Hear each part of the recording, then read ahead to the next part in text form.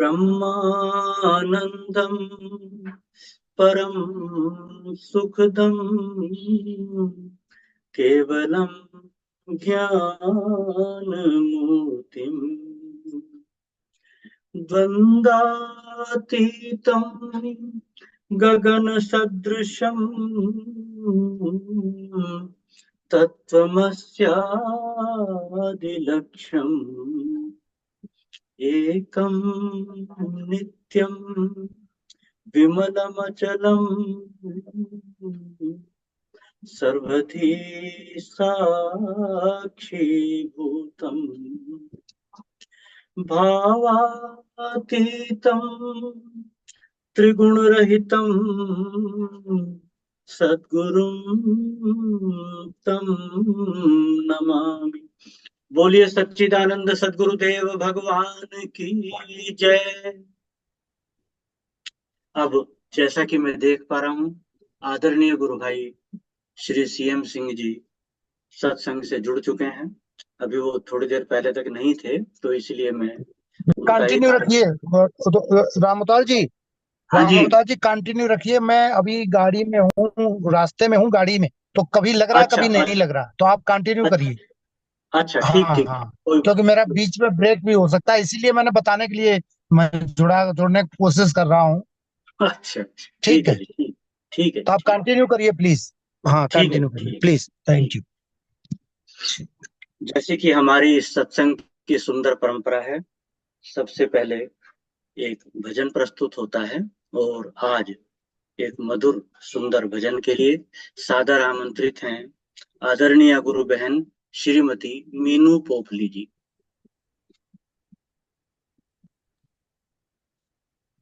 जय गुरुदेव। जय गुरुदेव बहन, जय गुरुदेव। मंच उपस्थित सभी गुरु भाई बहनों को हृदय से नमन। और परम पूज्य श्री सतगुरुदेव भगवान के श्री चरणों में कोटिशय नमन, सतत नमन।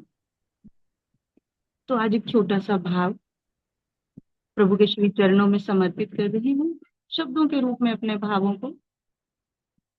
बोलो सतगुरुदेव भगवान की जय, सियावर रामचंद्र भगवान की जय। जिन्हें दाम प्यारे हैं उन्हें दाम दे दो, मुझे राम प्यारे हैं मुझे राम दे दो। जिन्हें दाम प्यारे हैं उन्हें दाम दे दो, मुझे राम प्यारे हैं मुझे राम दे दो, मुझे राम दे दो, मुझे राम दे दो, मुझे राम दे दो, मुझे राम दे दो। जिन्हें दाम प्यारे हैं उन्हें दाम दे दो, मुझे गुरुवर प्यारे हैं मुझे गुरुवर दे दो। मेरी हर परीक्षा का परिणाम दे दो, मुझे राम प्यारे हैं मुझे राम दे दो। जिन्हें दाम प्यारे हैं उन्हें दाम दे दो, मुझे राम प्यारे हैं मुझे राम दे दो। ये जीवन अधूरा मेरे राम बिन है, ये जीवन अधूरा मेरे राम बिन है। इसी एक उलझन में हर एक दिन है, इसी एक उलझन में हर एक दिन है। उन्हीं के सहारे की उम्मीद में हूँ, भंवर पार कर ली किनारा कठिन है।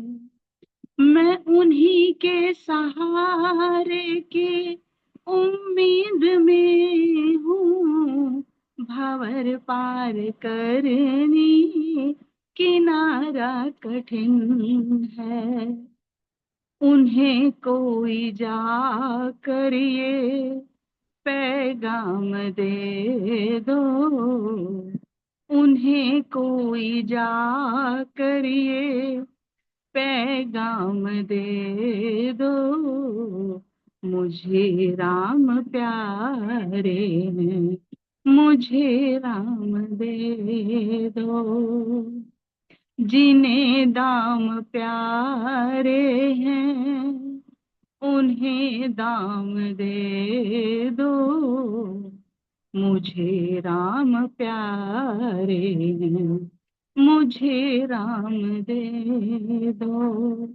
मेरी हर परीक्षा का परिणाम दे दो, मुझे राम प्यारे हैं, मुझे राम दे दो, मुझे राम प्यारे हैं, मुझे राम दे दो। बोलो श्री सद्गुरुदेव भगवान की जय। जय श्री राम। जय गुरुदेव। जय गुरुदेव जी, जय गुरुदेव, जय गुरुदेव। बहुत सुंदर भजन आपने प्रस्तुत किया है। जिन्हें दाम प्यारे हैं उन्हें दाम दे दो, मुझे राम प्यारे हैं, मुझे राम दे दो, मुझे गुरुवर प्यारे हैं, मुझे गुरुवर दे दो। मेरी हर परीक्षा का परिणाम दे दो, मुझे राम प्यारे हैं, मुझे राम दे दो। बड़ा सुंदर भाव है, बहुत ही सुंदर। ये जीवन अधूरा मेरा राम बिन है, इसी एक उलझन में हर एक दिन है। उन्हीं के सहारे की उम्मीद में हूँ, भंवर पार करने किनारा कठिन है। उन्हें कोई जाकर ये पैगाम दे दे। क्या बात है, बहुत सुंदर भजन आपने गाया, बहुत भाव से गाया, बहुत सुंदर लय से गाया, कंठ भी मधुर है। आपका बहुत बहुत आभार, बहुत बहुत धन्यवाद। जितना भी आपका धन्यवाद करें कम है इस उत्तम भजन को प्रस्तुत करने के लिए। अब समय है गुरुदेव की अमृतमयी वाणी को श्रवण करने का। तो प्रयास करता हूं कि मैं गुरुदेव का सुंदर सत्संग कार्यक्रम लगा सकूं। और जैसा कि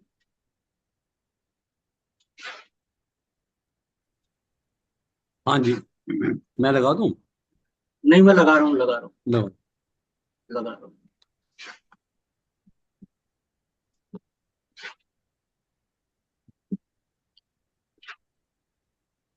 श्री राम। आज हम श्रवण करेंगे इंदौर प्रवचन 1 भाग 1। ये दूसरी सीरीज है। जो पहले इंदौर प्रवचन हमने सुने, भागवत सार चतुश्लोकी भागवत के ऊपर गुरुदेव के प्रवचन सुने थे, लेकिन ये दूसरी प्रवचन माला है जिसका आज पहला भाग है। कृपया श्रवण करें। जय राम, जय जय राम।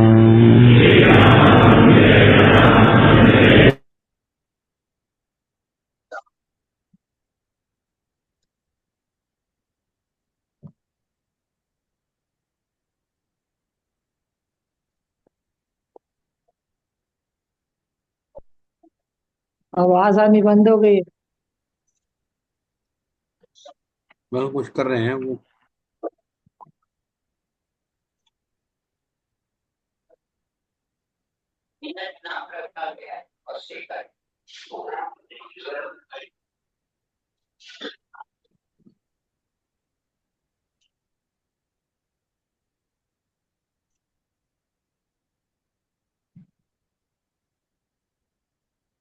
रामदौर जी बंद हो गया है। हाँ जी, बंद हो गया, क्या बात? चल रहा है। नहीं, नहीं नहीं, चल रहा। आवाज अच्छा, नहीं आ रही बिल्कुल भी। अच्छा, नहीं नहीं, चल भी नहीं रहा, चल भी नहीं रहा आपका। वो देखो बंद है वो। नीचे वो आगे नहीं। अच्छा, देख रहा हूँ। अभी ये इसको दोबारा क्लिक करना पड़ेगा। सोचना चाहने लगते हो। हाँ हाँ, हो गया।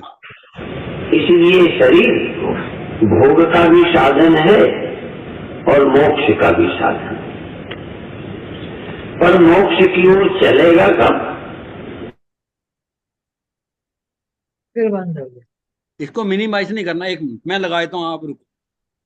अच्छा जी, अच्छा जी। आप रुकिए, मैं शेयर करता हूँ, कल मैं बताऊँ।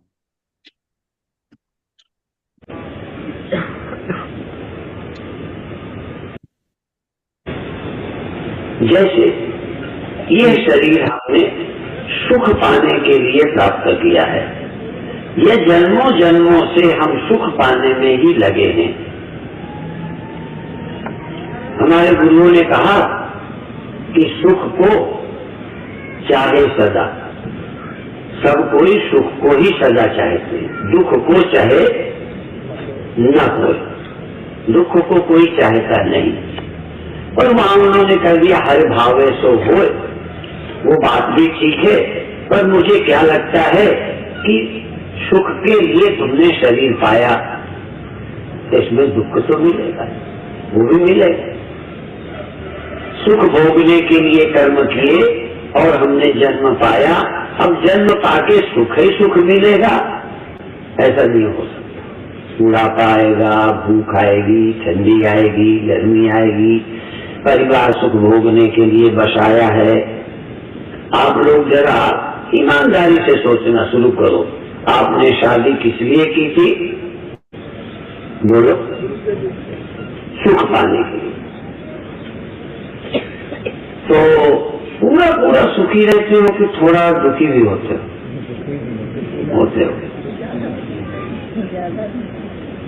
ज्यादा तो नहीं होगा, नहीं छोड़ देते। बैलेंस तौलना आता है, अब बनिया हो सब लोग।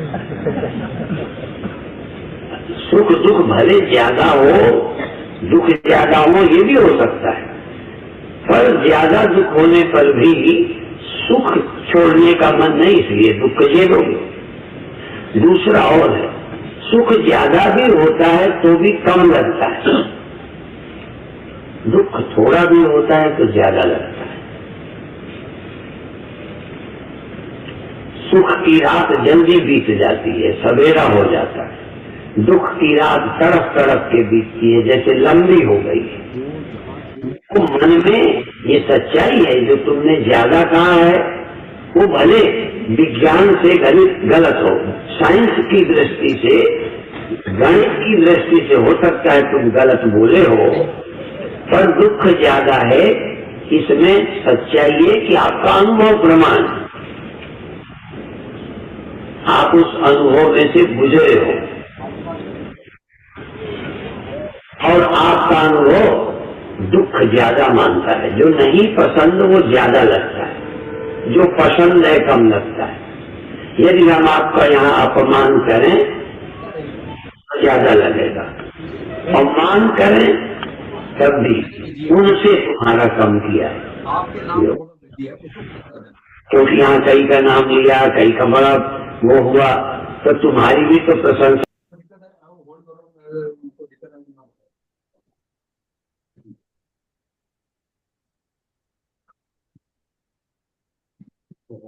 अब इसको और बैक करो, इसको और बैक करो, और बैक करो।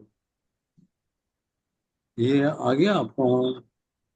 नहीं नहीं, आपका मैं के इसको खोलो, व्हाट्सएप।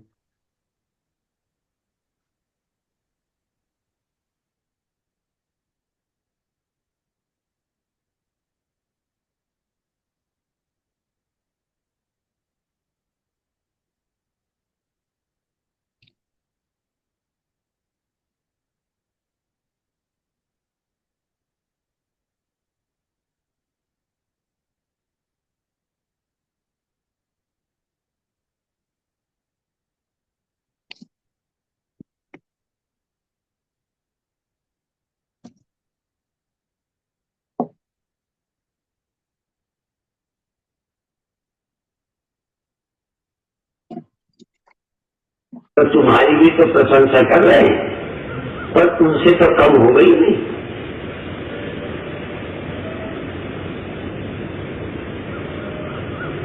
कभी कभी तो मान सिर्फ किया जाए, अपमान बिल्कुल नहीं किया। मान लो इनका नाम लिया तो तुम्हारा कोई बुरे लोगों में नाम तो लिया नहीं, सिर्फ अच्छे लोगों में नाम नहीं लिया, तो नाम न लेना भी तो आपको अपमान लगता है। तुमको बुरा नहीं कहा, बुरा कहना अलग है, अच्छा कहना अलग है, तुम्हारे लिए कुछ न कहना। तो जब हम कुछ नहीं कहें तब भी तो आपको अपमान लगता है।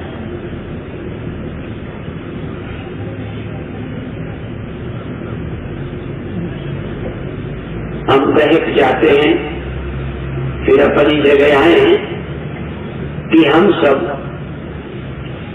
दो प्रकृति के लोग हैं।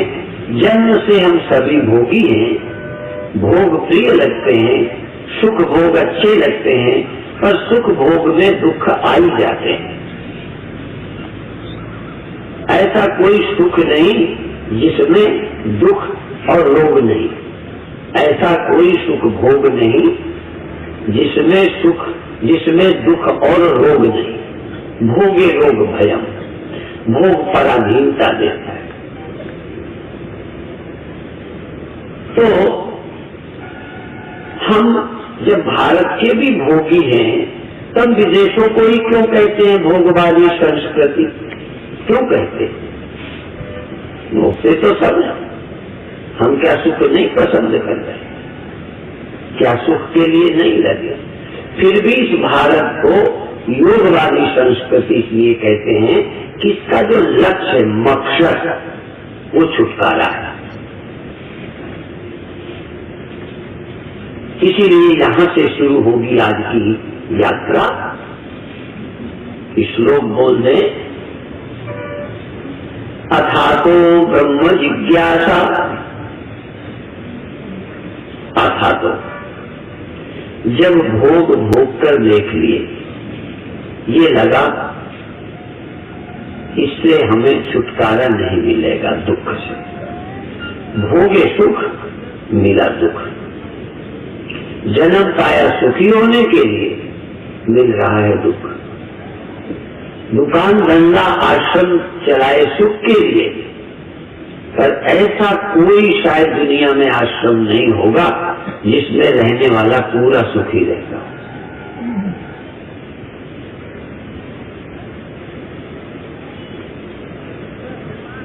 आप लोग सुबह से शाम तक, तुम्हारे बाबा, तुम और तुम्हारे नाती सब सुखी होने में प्रयत्नशील हैं, पर कोई न कोई दुख होता है। तो फिर जिसको ये समझ आ गई कि सुख के लिए जाएंगे तो दुख तो थोड़े बहुत होंगे ही, यदि दुख नहीं चाहिए तो सुख भोग का त्याग करो, हिम्मत जुटाओ। पर यदि भोग की लिप्सा रहे तो भोगों का त्याग भी दुख देता है। इच्छा होवे, अब अंदर से धनी होना चाहें और वैराग्य का नाटक करें कि धन दुख है, झंझट है, तो निर्धन दिखना भी तो बुरा लगेगा। कई बार हिम्मत जुटा भी लें कि हमें न मान की भूख रहे, हम छोटे बन के रह लेंगे, पर दूसरा जब बड़ा पड़ोस में होता है तो फिर अंदर अंकुर जग जाते हैं। जैसे वर्षा पाकर बीज में अंकुर निकल आते हैं, ऐसे ही छिपे हुए बीज भोग के जो पड़े रहते हैं परिस्थिति में उपज जाते हैं, इच्छाएं पैदा हो जाती हैं। जो चाहते थे कि हम राजनीति में न जाएं वो चले जाते हैं, जो चाहते थे हम ब्याह न करें वो कर लेते हैं, जो चाहते थे कि इसमें ठीक नहीं है उस रास्ते को भी पकड़ लेते हैं। सोचते रहते हैं चीनी नुकसान करती है, फिर भी सामने गुलाब जामुन रसगुल्ला देखकर मन मानता नहीं है। निर्णय करते हैं कि शराब नहीं पिएंगे, फिर भी पुरानी आदत फिर खींच लेते हैं। तो ब्रह्म की जिज्ञासा कब होती है? जब देख लेता है भोग बाधा है। तो ब्रह्मलोक लो भोग जो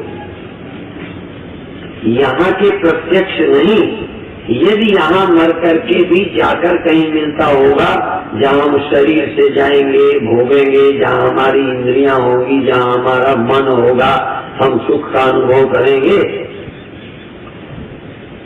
तो मोक्ष चाहने वाला कहता है नहीं, ब्रह्मलोक में भी जाकर हम भोग नहीं भोगना चाहते, क्योंकि भोग मोक्ष में बाधा है। फिर सुख किसी का हो, किसी का भी सुख हो, वो मुझे मुक्त नहीं होने देगा। इसलिए भोग लिप्सा को खत्म करने के लिए जब चलता है तो वो मोक्ष मार्गी हो जाता है। यदि अभी हो भी रहे हैं तो लक्ष्य है छूटना। इसलिए कभी क्रोध आ जाए, कभी काम आ जाए, कभी लोभ आ जाए, तो कहेगा ये लोभ नहीं होना चाहिए, ये तो बंधन है। काम नहीं होना चाहिए तो बंधन है, पर उपजता है। ये नहीं कि उसको उपजता नहीं। बड़े बड़े संतों के मनों में भी काम, क्रोध, लोभ, मोह, भय सब उत्पन्न हो जाता, पर न उत्पन्न हो। अब बीज के अंदर वृक्ष छिपा रहता है तो नमी पाके उग जाता है। अच्छा, भुने हुए चने को नमी में डाल दो तब भी उग जाएगा। धान को पानी, नमी, मिट्टी मिल जाए उग जाता है, पर चावल को, तुरी को, चावल को, भूसी को नमी मिल जाए तो उग जाएगा, नहीं उगेगा। तो जो मुक्त हो जाता है वो नहीं जन्मता। पर वहां सुख क्या है? क्योंकि अभी तो हम जो भोगते हैं उसका नाम सुख जानते हैं, मोक्ष को तो जानते ही नहीं। जैसे सर्दी आपको जब लगती है, गर्मी लगती है, वो मालूम पड़ती है। एक ऐसा टाइम होता है कि लगती ही नहीं, न सर्दी लगे न गर्मी लगे, कुछ लगता ही नहीं। शरीर में या तो सुख मालूम पड़ता है या दुख मालूम पड़ता है।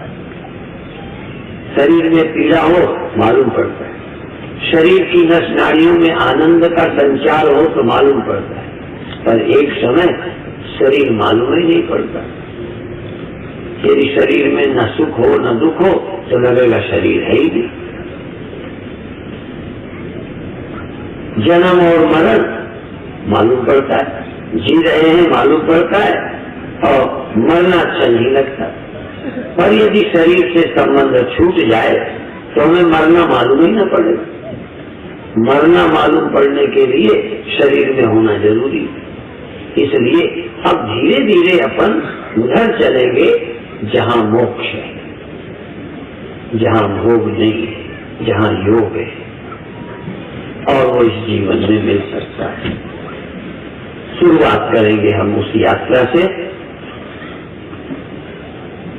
कल थोड़ी चर्चा की थी, आज हम थोड़ा साधना के लिए कुछ बताएंगे।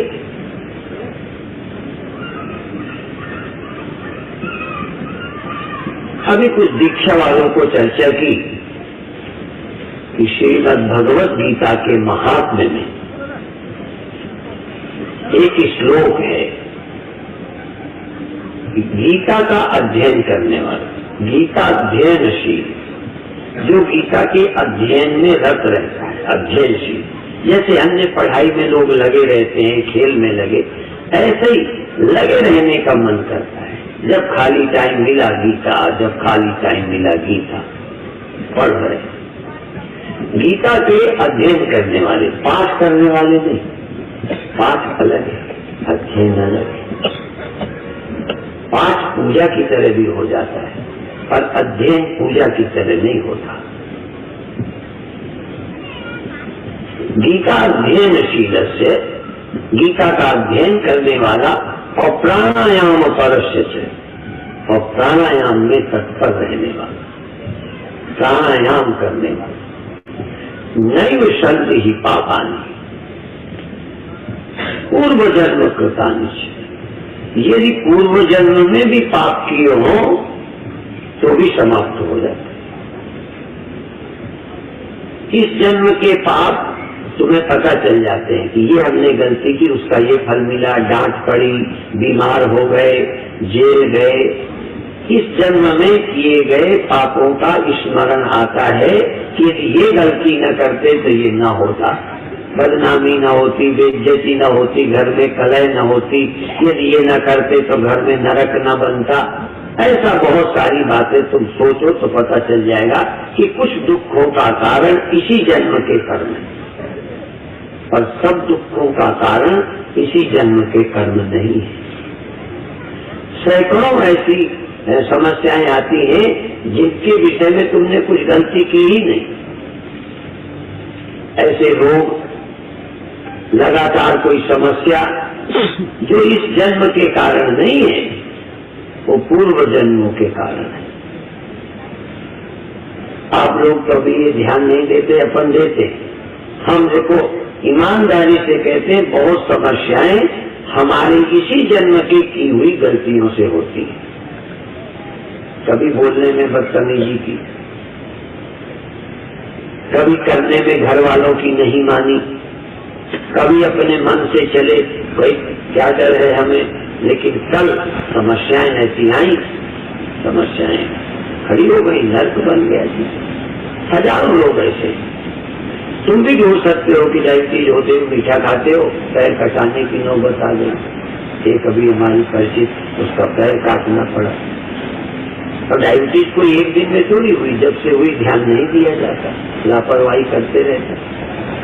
तो पहली बात तो कुछ कष्ट इस जन्म की गलती से होते हैं, कुछ कष्ट दुख पहले जन्मों के कारण होते हैं। तो प्राणायाम करने वाले को पहले जन्म के कष्ट भी नष्ट हो जाते हैं। दूसरा, परमात्मा के सुमिरन करने से ये जो दुर्मति है वो ठीक हो जाती है। ये जो हमारे गलत निर्णय बुद्धि करती रहती है, बुद्धि के प्रमाद से, ये बुद्धि की सोच बदल जाती है परमात्मा के स्मरण से।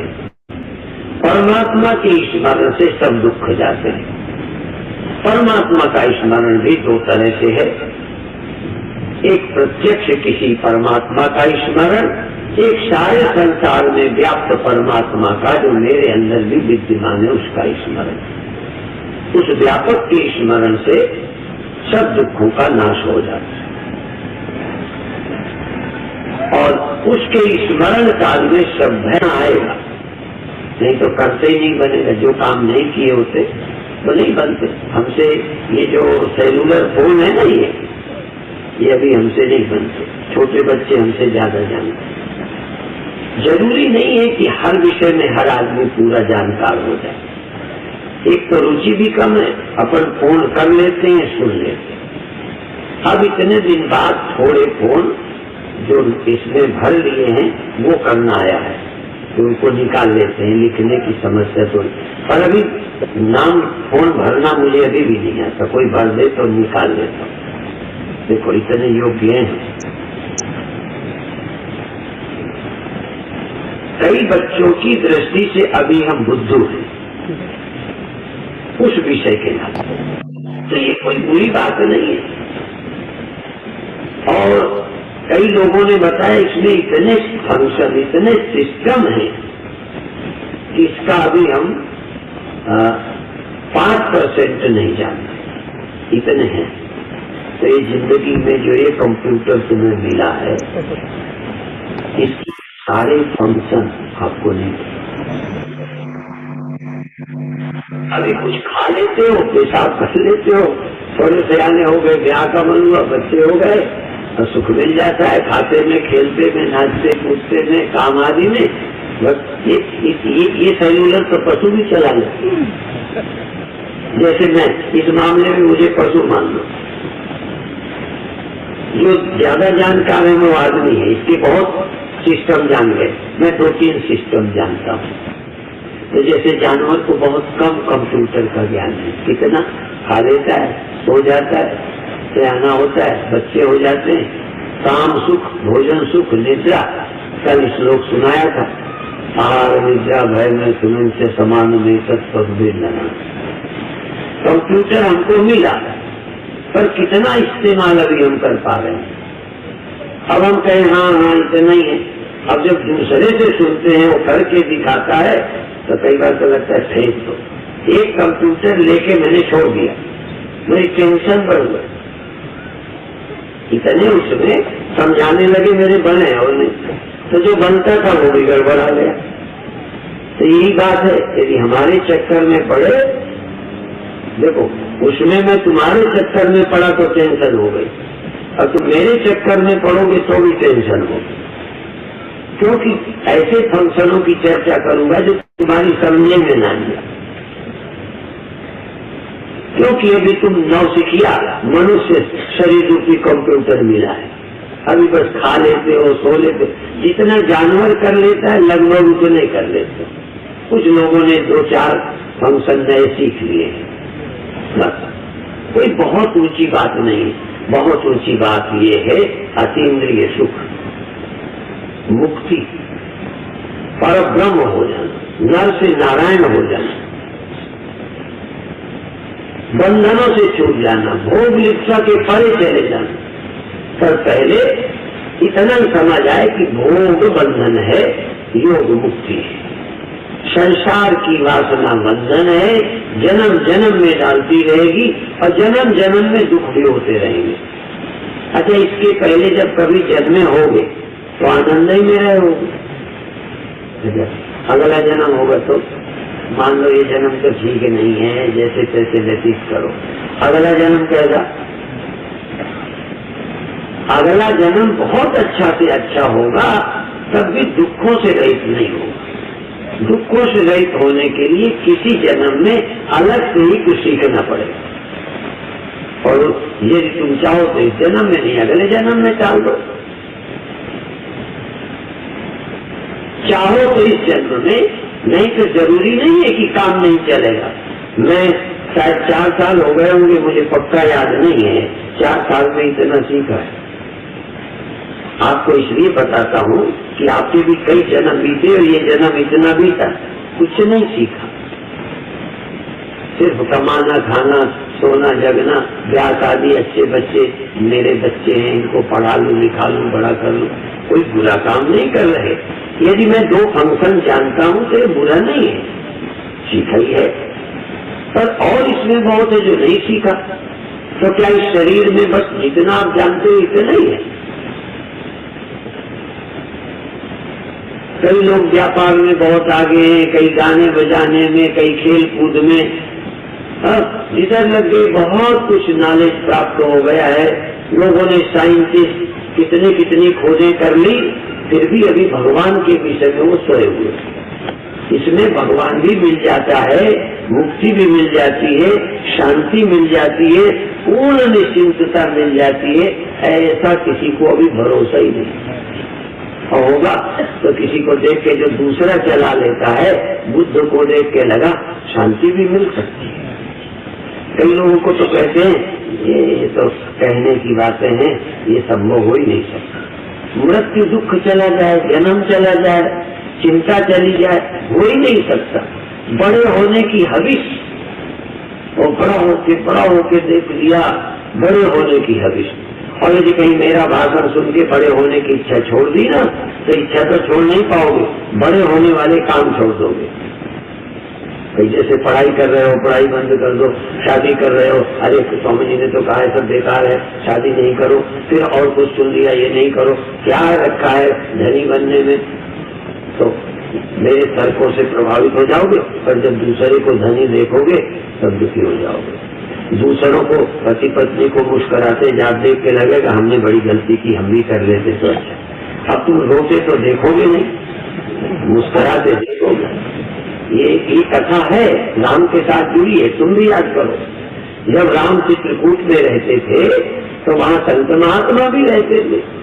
संत महात्माओं ने देखा उनकी घरवाली रोटी बना देती, आराम से खा लेते और मस्त रहते, यार हम रोटी ठोकते, इससे तो हम भी कर लेते तो अच्छा रहता। राम के इस जीवन को देख के कई के मन में शादी की आ गई। तो भगवान ने देखा कि देखो तो इन बेवकूफों को मेरी रोटी तो दिखती है, कुछ दुर्दशाएं हुई है वो नहीं दिख रहे। तो भगवान ने क्या करा, सीता चोरी करा ली, सीता की चोरी हो गई। अब रोते फिर गए। तो जो लोगों ने योजना बनाई थी शादी करने की, फिर सोचने लगे यार जल्दी, यदि उस समय निर्णय में कर लेते तो गलती करते, अच्छा हुआ जरा लेट कार्यक्रम हो गया तो हम बच गए। ऐसा है। और लोग ये कहानी और भी जुड़ी हुई है। इधर राम से ही प्रभावित हुए सीता को देखकर, और इधर एक और बात थी कि राम ने चरण रखे थे तो पत्थर की अहिल्या जीवित हो गई थी, चलने फिरने लगी, बोलने लगी। तो ये भी था। तो उन्होंने सुना कि राम का वनवास इधर आ रहे हैं, तो उन्होंने पत्थर की काट के डिजाइने लड़कियों की बना दी। क्यों? उनको पैर लगाने से अपने आप हो ही जाएगा, कहीं ढूंढनी भी नहीं पड़ेगी। राम से पैर लगवा देंगे कि आप हमारे यहाँ चरण डाल दो, हमारे यहाँ चरण डाल दो, अभी तैयार लड़कियां मिल जाएंगी। तो जो बाबाओं ने गढ़ रखी थी मूर्तियां, तो जब देखा घोटे फिर रहे तो सब जमीन के अंदर गाड़ दी कि पैर न लग जाए।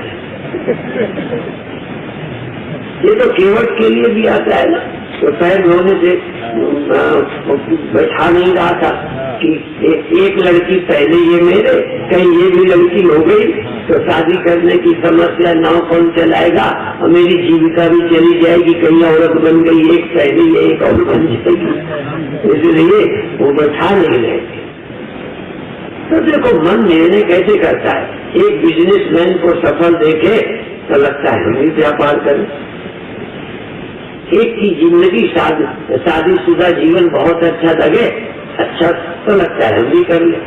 कई लड़कियां तो दूसरों का नरक देख के कान पकड़ती है कि हम शादी नहीं करें, दूसरों का देख। और साधु भी ऐसे। एक 70 वर्ष की वृद्धा मेरे एक शिष्य को मिली, वो छोटे में शिष्य बन गया था। तो कहने लगी, बेटा इतनी उम्र में तुम बाबा बन गए, क्या देखा अभी? इसका मतलब देख के बनना चाहिए। हाँ, बिना देखे बनने देगा। कहने लगे क्या देखा? तो महात्मा भी था तो छोटा ही, उम्र का बहुत, 16-18 का होगा। कहने माता जी आपको तो देख लिया, आपको दिखाई पड़ रही हो। कोई लड़कों से दुखी, अब देखो जिनकी नहीं है वो मांगे जा रही है, वरदान मांगे जा रहे हैं बाबाओं की।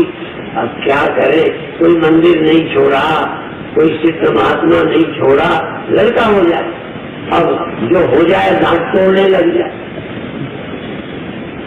रोटी को न पूछे, घर से निकाल बाहर करे, तो वही वरदान महंगा पड़ेगा। कौन चीज कब प्रारब्ध खोता हो तो कौन अच्छी चीज बुरी हो जाएगी, कोई अंत है उसका। शरीर पाया था सुखी होने के लिए, दमा हो गया, रोगी बन गए, टांगें दुखती हैं, पैर मोटे हो गए, चलने में बनता नहीं है। इसलिए किसी माता को देखो महाराज टांगें दुखती है, जैसे हम तुम्हारी टांगों की मालिश करें। हम नाई है क्या? अब तुम्हारी टांगें, मोक्ष काल का टांगों का इलाज है। और हम लोग कहते हैं टांगे ही न मिले ऐसा काम करो, न रहेगा बांस, न रहेगी बांसुरी, शरीर ही नहीं रहेगा तो क्या दुख करे। हमारे गुरुदेव का नाम जड़ उखाड़, जड़ उखाड़। ये संसार की जड़ उखाड़, इसमें फल लगेंगे, खाओगे, खट्टे मीठे चरपरे सब तरह के लगते हैं। इस जिंदगी में एक ही तरह का रस नहीं आता। तो इस जिंदगी को ठीक करने के लिए, स्वस्थ रहने के लिए, अभी और आगे के लिए, तो भोग एकदम छोड़ दो ये नहीं कहते। भोगों को बदलो, तामसी से राजसी भोग, राजसी से सात्विक भोग, फिर गुणातीत। थोड़ी देर वहां रहो जहाँ न सुख है, न दुख है, न लाभ है, न हानि है। भोगने का ख्याल, केवल साक्षी रहना, भोगना नहीं। लेकिन जल्दी नहीं। अभी हम कहेंगे भोगो नहीं, जरा भोगो, भोग की दुर्दशा करो, फिर लौटो। एकदम पहले समझे ही ना आएगा कि राजनीति में क्या है, समझाने से कौन आएगा, जरा रह लो राजनीति में।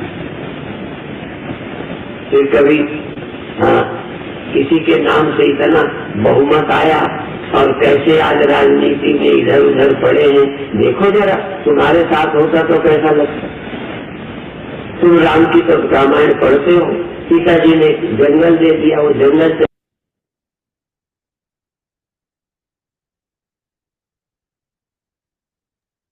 जय गुरुदेव। जय गुरुदेव, जय गुरुदेव। जय गुरुदेव जी, जय गुरुदेव, जय जय गुरुदेव जी, गुरुदेव। जय गुरुदेव।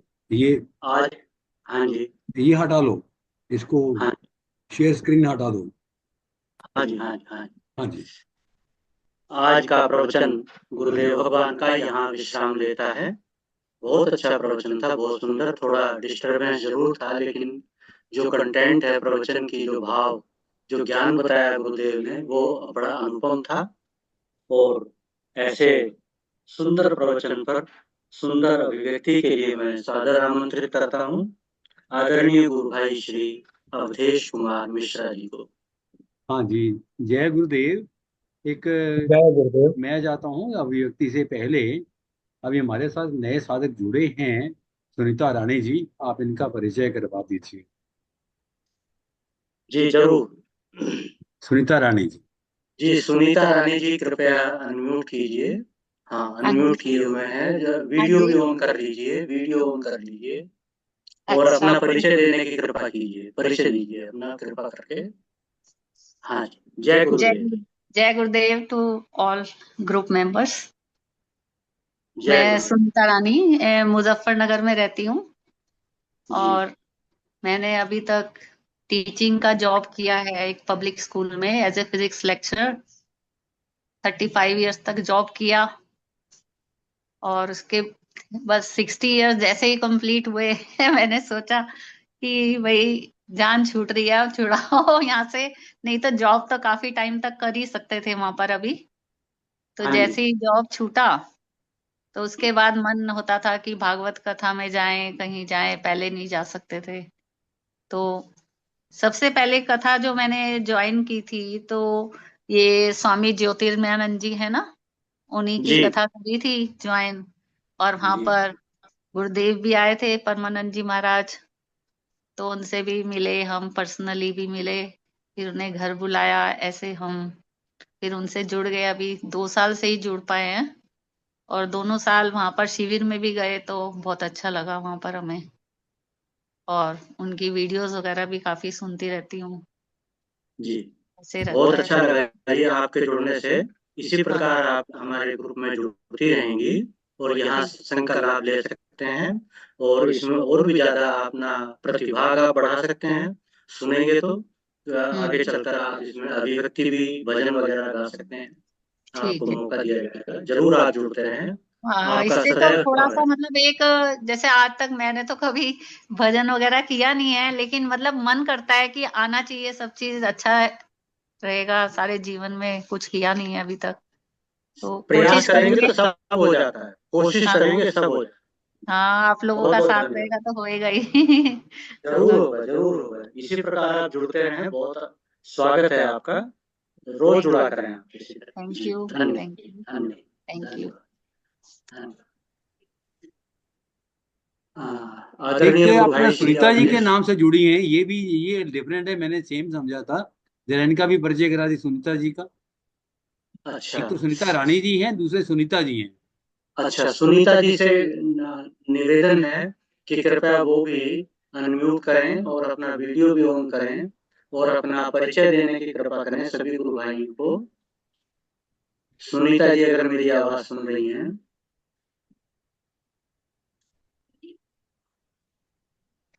आप हाँ, अनम्यूट कीजिए पहले। सुनीता जी अनम्यूट कर लीजिए, वीडियो तो आपने ऑन कर लिया, अनम्यूट और कर लीजिए। जो मोबाइल पे आपके नीचे शिवलिंग टाइप का बना हो उसको क्लिक करें तो वो जो है ना अनम्यूट हो जाएगा।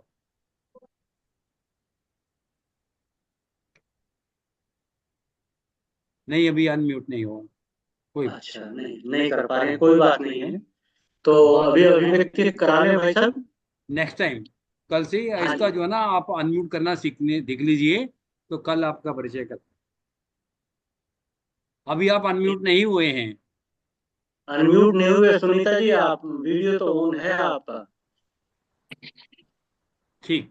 आप कुलदीप जी आप इनका परिचय आप खुद स्वयं कर लीजिए, क्योंकि आपने तो इनसे बड़ी नहीं नहीं मुझसे बात नहीं, बात की होगी। मुझे पता नहीं है। तो अ, कोई बात नहीं, आप इसको अनम्यूट का ट्राई करते रहो, और अगर आपको हो जाए तो ये अभी अभिव्यक्ति के पश्चात आपको आमंत्रित करें। हाँ जी, आगे चलिए। ठीक है, ठीक है। तो अभी अवधेश कुमार मिश्रा जी से सादर निवेदन है कि आज के प्रवचन पर वो अभिव्यक्ति प्रस्तुत करने की कृपा करें। जय गुरुदेव। जय गुरुदेव जी, जय गुरुदेव। परम पूज्य श्रोत्रिय ब्रह्मनिष्ठ युग पुरुष शिव स्वरूप सदगुरुदेव भगवान के श्री चरणों में कोटि कोटि नमन बंदन करते हुए मंच से जुड़े हुए सभी आदरणीय गुरु भाइयों एवं आदरणीय गुरु बहनों को सादर प्रणाम करता हूँ। आज के प्रवचन में सदगुरुदेव भगवान ने जीवन के जो मुख्य दो पक्ष हैं उन पर हमें उद्बोधित किया है, प्रेरित किया है। जीवन के दो पक्ष, एक भोग, एक योग है जो मोक्ष तक ले जाता है। प्राकृतिक रूप से भोग सभी प्राणियों में स्वाभाविक है। भोगवादी संस्कृति के लोग जीवन का लक्ष्य भोग को मानते हैं, पर एक भोग रहा है या भोगता रहा है पर छूटना चाहता है। भोग करते हुए भी वो उस भोग से मुक्त होने को सोचता है। व्यक्ति इस शरीर में बैठकर भोगना चाहता है और इस शरीर में बैठकर ही छूटना चाहता है। इसलिए यह शरीर भोग का साधन है और मोक्ष का भी साधन है। पर मोक्ष की ओर बढ़ेगा कब? जब दुख के साथ सुख में भी दुख देखने लगे। जैसे यह शरीर हमने सुख के लिए पाया है और जन्मों जन्मों से सुख पाने में ही लगे हैं। हमारे गुरुओं ने कहा है, सब सुख चाहे सदा, दुख को चाहे न कोई। सभी सुख चाहते हैं, कोई दुख नहीं चाहता।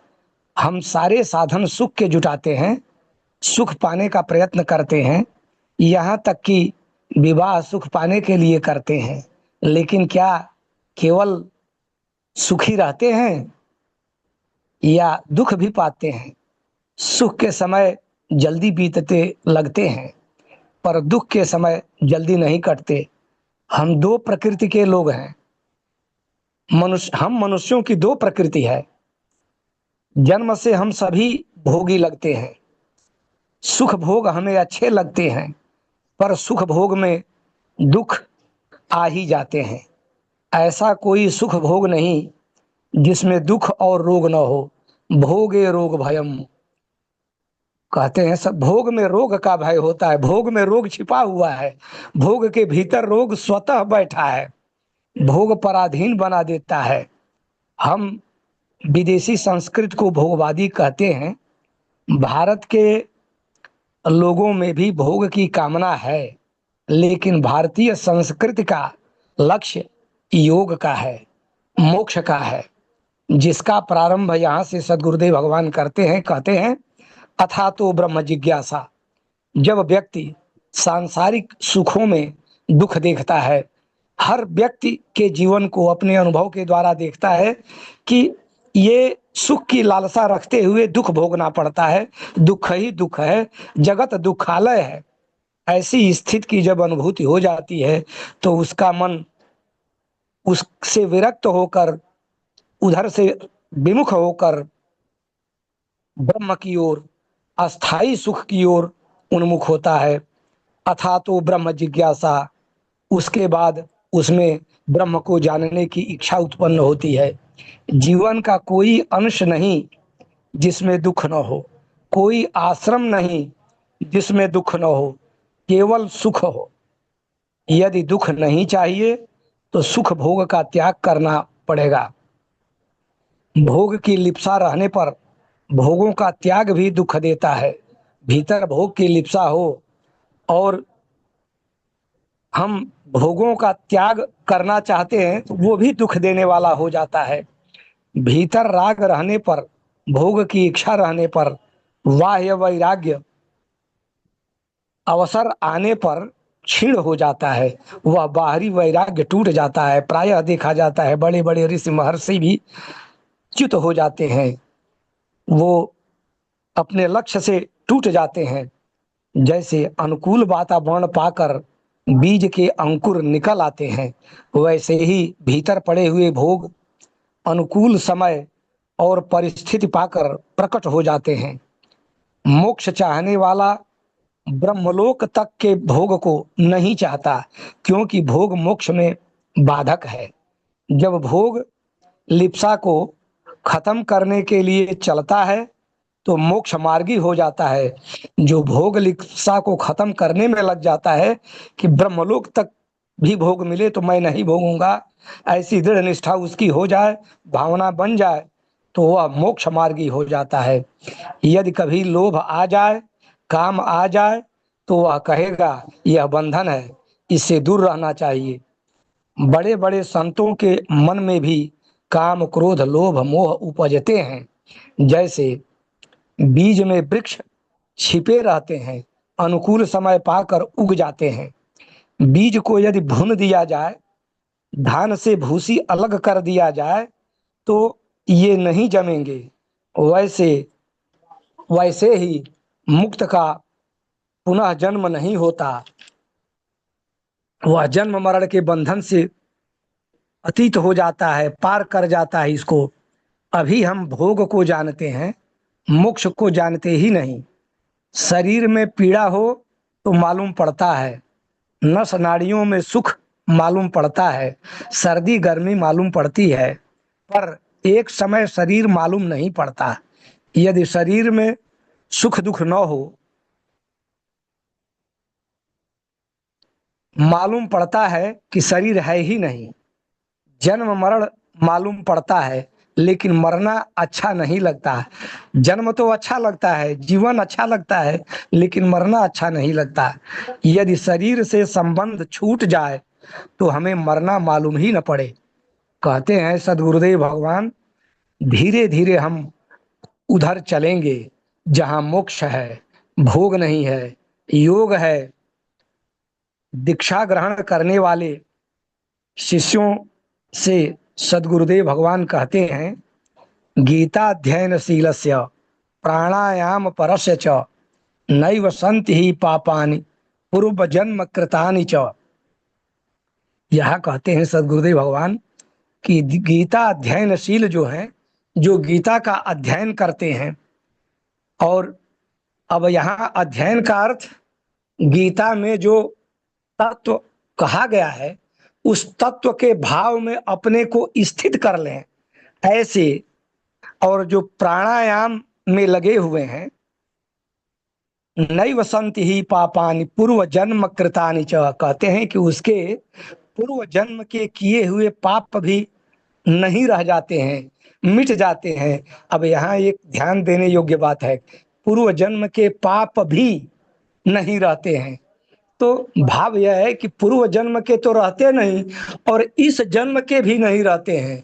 पूर्व जन्म के भी नष्ट हो जाते हैं जो संचित हैं, और इस जन्म में तो वह ज्ञान प्राप्त कर लिया, गीता के उपदेश में स्थित है, वह गीता के विचार में अपने को स्थित कर लिया है, वह तो करता नहीं रह जाता, भोगता नहीं रह जाता, कर्म फल की आसक्ति से ऊपर उठ जाता है, वह तीनों गुणों से ऊपर उठ जाता है, इसलिए इस जन्म के कर्मों से भी मुक्त हो जाता है।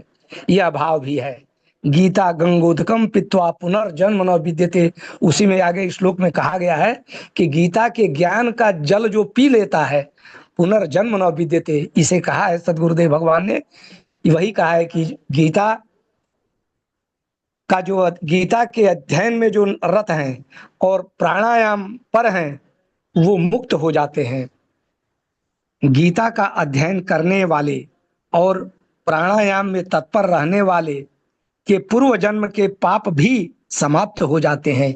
कुछ दुखों के कारण इस जन्म के कर्म हैं, कुछ दुखों के कारण पूर्व जन्म के कर्म हैं।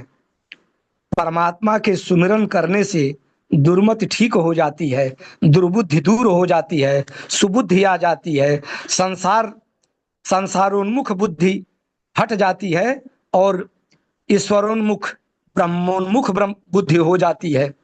परमात्मा के स्मरण से सोच बदल जाती है।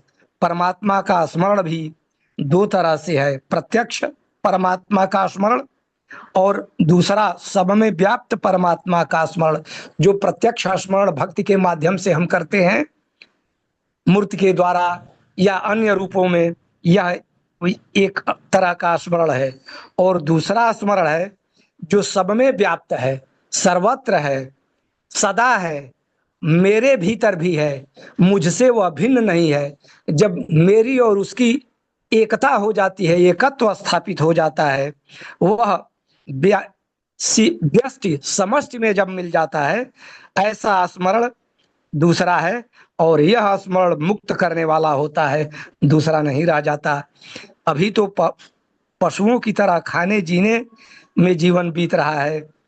ऊंची बात कहते हैं सदगुरुदेव भगवान की, ऊंची बात अतीन्द्रिय सुख है, इंद्रियातीत सुख है। मुक्त हो जाना है, ब्रह्म हो जाना है, नर से नारायण हो जाना है, भोग इच्छा से परे चले जाना है। ये ऊंची बात है, ये लक्ष्य है, इसे प्राप्त करना है, इसमें अपने को स्थित करना है। पहले ये समझ आ जाए कि भोग बंधन है, योग मुक्ति है, संसार की वासना बंधन है, यह जन्म जन्म में आती रहेगी, दुख देती रहेगी। लेकिन जब भगवान मिल जाते हैं तो पूर्ण शांति मिल जाती है। प्रारब्ध से कौन अच्छी चीज बुरी हो जाए कहा नहीं जा सकता। हमारा जीवन कब कैसे चल रहा है, कब बदल जाए, कब विपरीत परिस्थिति आ जाए, यह नहीं कहा जा सकता। लेकिन इन अनुकूल और विपरीत परिस्थितियों में आसक्त नहीं होना है, विरक्त होकर इसे भोगना नहीं बल्कि केवल साक्षी भाव में रहना है। और इन्हीं शब्दों के साथ मैं परम पूज्य सदगुरुदेव भगवान के श्री चरणों में कोटि कोटि नमन करता हूँ, वंदन करता हूँ। जय गुरुदेव, जय गुरुदेव। जय गुरुदेव जी, जय गुरुदेव, जय गुरुदेव। बहुत सुंदर अभिव्यक्ति। गुरुदेव भगवान के इस प्रवचन को आपने बहुत सरल करके समझाया और सभी बिंदुओं को कवर करते हुए उनका आपने सरलता से व्याख्या की, अभिव्यक्ति दी। बहुत बहुत धन्यवाद आपका। और अब जैसा कि समय की धारा शिखर को छू चुकी है, मेरा निवेदन है आदरणीय स्वामी आनंद स्वरूप जी से कि सार रूप में आज के प्रवचन पर दो शब्द कहकर प्रवचन आज के सत्संग कार्यक्रम का को विश्राम देने की भी कृपा करेंगे। बोलिए गुरुदेव भगवान की जय। जय। मेरी आवाज पहुंच रही है जी? जी, बहुत अच्छी आ रही है। तो आज के प्रवचन का जो सार रूप से मैंने अपने अंदर को किया है कि एक इंद्रिय सुख है, एक अतीन्द्रिय सुख है। ये शब्द, दो शब्द गुरुदेव भगवान ने आज के प्रवचन में अपने कहे हैं। ये सार है जीवन का। इंद्रिय सुख संसार से जोड़ता है, हम अतीन्द्रिय सुख अपने से जोड़ता है, भगवान से जोड़ता है। ये क्या है, इसको हमें समझना है। ये विस्तार गुरुदेव भगवान ने किया, फिर एक मिश्रा जी ने भी इसी दोनों शब्दों का ही, तो शब्दों को ही स्पष्ट किया है। ये दो बातें ही हमारे जीवन में स्पष्ट होनी चाहिए कि जहाँ इंद्रिय सुख है वहाँ अतीन्द्रिय सुख भी है। इंद्रिय सुख जो है वो टिकने वाला नहीं है, अतीन्द्रिय सुख जो है वो जाने वाला नहीं है। जो जाने वाला नहीं वो मेरे रूप का सुख है, और जो ना रहने वाला है वो इंद्रिय सुख है। तो हम इंद्रिय सुख की कल्पना करते करते अतीन्द्रिय सुख की ओर बढ़े। और एक शब्द मुझे थोड़ा सा कंफ्यूजन भी हो रहा है। 3 शब्द हैं, एक भोग, योग और नियोग।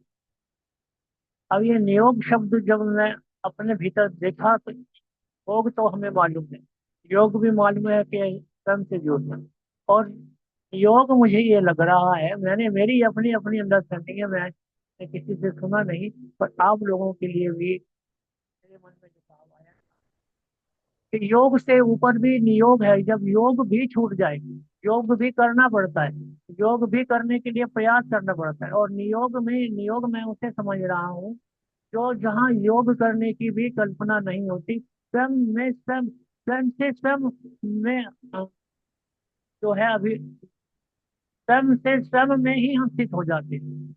उसके लिए करना धरना कुछ शेष नहीं हो जाता। तो हमें भोग क्या है, संसार का है, योग जो है आत्मा से जोड़ना, और योग आत्मा से भी परमात्मा और ब्रह्म से जोड़ना, ये योग है। तो जिसे हम कुछ कहें क्या कहें, मैं ये इस विषय में मैं कहीं सुना नहीं, केवल अपने मन में मेरे भाव आया है। हो सकता है आप सहमत हो सकता है कोई और आप स्टार्ट सकते हो, मुझे नहीं मालूम, पर मैंने अपने भीतर जो ये संजोया है, मैं ये अच्छा लगा, और मैं इसी इसी में खुश हूँ कि योग से भी ऊपर एक नियोग भी हो सकता है, जहाँ योग की भी आवश्यकता न पड़ती है, जहाँ योग करने की भी जरूरत महसूस ना होती है, ऐसी भी कोई स्थिति होती होगी, तो ऐसी कल्पना हुई।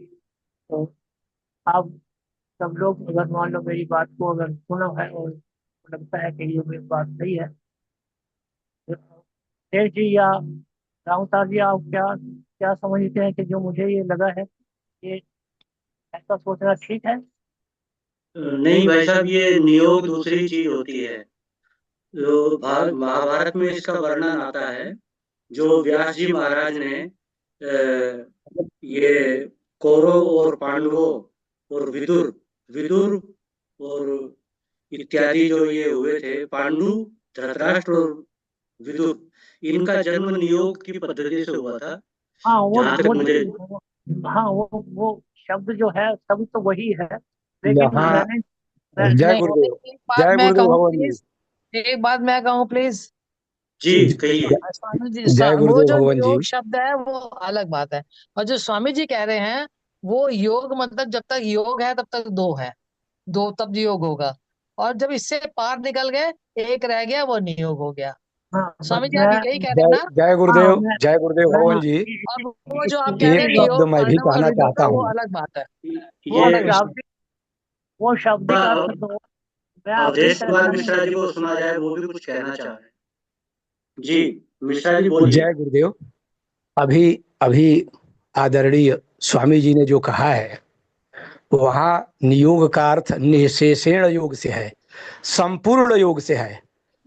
संपूर्ण रूप से पूर्णता पूर्वक जहाँ हम जुड़ जाते हैं, मिल जाते हैं, जहाँ जैसे बूंद समुद्र में मिल जाती है तो वो जी बूंद भी समुद्र ही हो जाती है।